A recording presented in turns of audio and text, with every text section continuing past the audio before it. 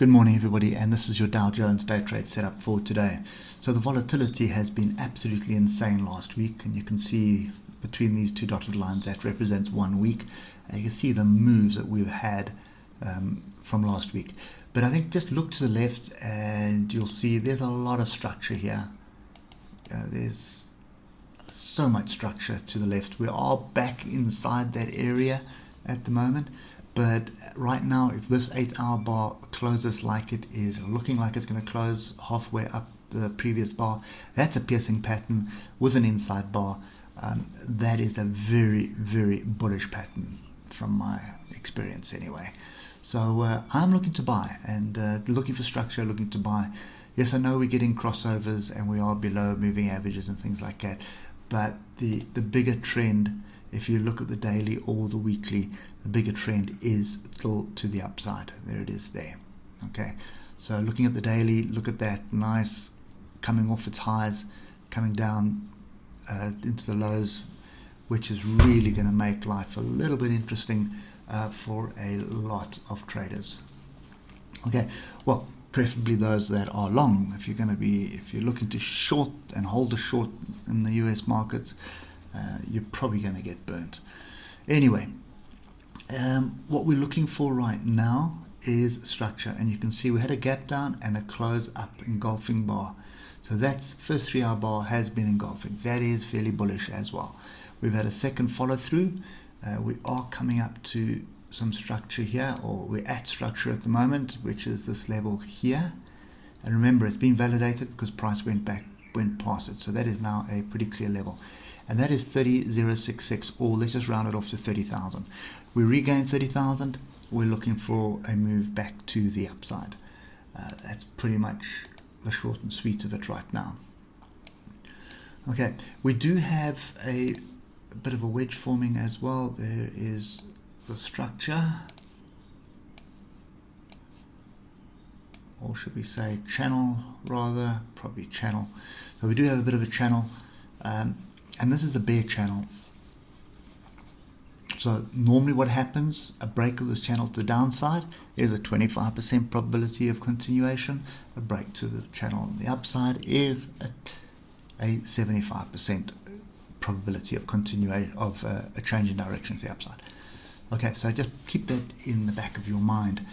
So what are we looking for? I'm really looking for this level right here to be regained, and that's 30,066. So I'm looking for a break, retest. Hopefully that should break the channel, and that's going to give me the opportunities to jump in on this to the upside. There is quite a bit of noise this week, so we've got stimulus negotiations back on the agenda at the moment, and then obviously we've got some fairly big results coming out today. So, well, not today, but this week. So we've got Amazon, we've got Google, amongst others. So that's kind of, we're heading into the last week of earnings as well. So and earnings has been pretty good overall. It hasn't been that bad. It's actually been some pretty stellar results, but we haven't reflected that in the market. So the noise that we've got at the moment is obviously GameStop. So GameStop is the key element at the moment. And what you found last week is hedge funds that had been holding shorts on GameStop that were sort of getting into positions where they had $7 billion drawdowns, had to liquidate some assets to cover the drawdown. So what they did is they sold out of their long stocks, which is why you had the sell-off on Thursday and Friday, and to accumulate capital. And that is a lesson for everybody. That's every retail trader out there. You don't do that. If you've got the trade wrong, get out of it. Take the knock, move on, find the next setup, and you'll make your money back. But to hold a trade like these guys are holding, it just doesn't make sense. I mean, there's so many thoughts and so many analogies that you could use around it. But damn, man, if I'm holding a short and I know I can see the market's going up in one direction, there's no ways that I'm going to keep holding that short. My stop is in, my stop get taken, and that's it. And that is good risk management. And it seems to me that retail traders have, because they get burnt so easily by these institutions, because they're always trading against you, taking the opposite side of the trade that you're taking. Yeah, they tend to have a better risk management. Maybe what these hedge funds need to do is start employing some retail traders for better risk management, so they don't get themselves into situations like they are at the moment. But anyway, that's probably going to still be in the forefront this week as well. I think there's a couple of stocks which retail traders are targeting. They've also now started to target silver. So there should be some really interesting volatile moves coming up this week. And you just need to, if you're not in with it, watch from the sides, but watch your indexes. And I mean, I'm an index trader.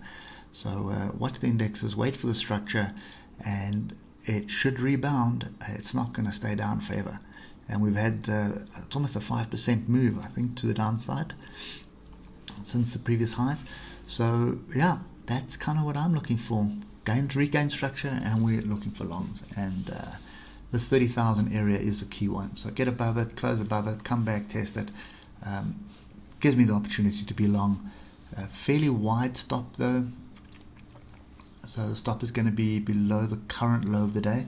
So I would like to see a higher low form. So pull back a bit, find structure, and then start moving back up. That's what we're looking for. Anyway, guys, that's it for me today. Hope it helps. Whatever you do, stay safe, keep those stops tight, and we'll catch up with you in the morning. Cheers for now.